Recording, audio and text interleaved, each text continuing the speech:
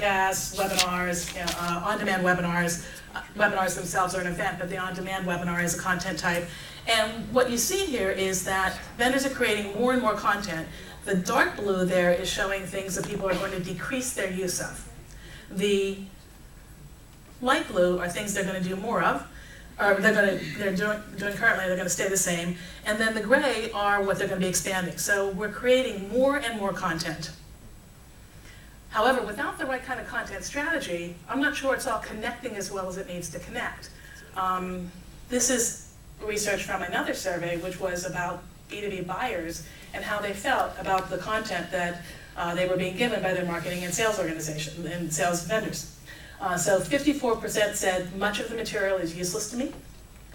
I think it's 72% said that there's too much of it and I have to sort through it.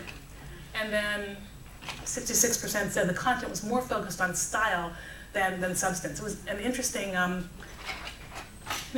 blog I read recently from Joe Chernoff, who I think, I always think of him as like the father of content marketing.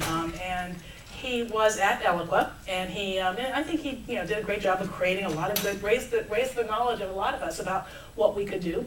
And then he went to a company that, I don't remember what it is actually, but it sells to developers.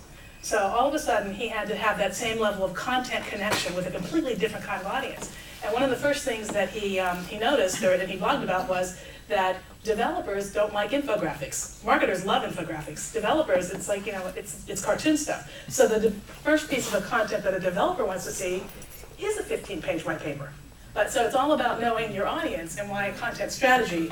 And that whole process that Matthew was talking about is, what do people, when they are discovering information about you, when they're considering whether or not they should engage further, and then when they're making their decision, they need different kind of information, but not everybody needs the same information, so it's really important to know your audience.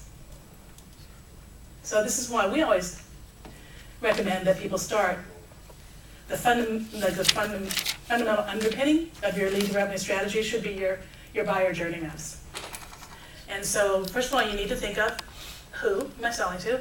And sadly, in B2B marketing, it's not usually one buyer. B2B marketers buy in teams, and people in the team have a different role at different stages of the buying cycle. So you need to think about all those who's. And then when, again, what stage are they at? And when they're at these different stages, there are 3 questions that you need to ask yourself. What questions does your buyer have at that stage?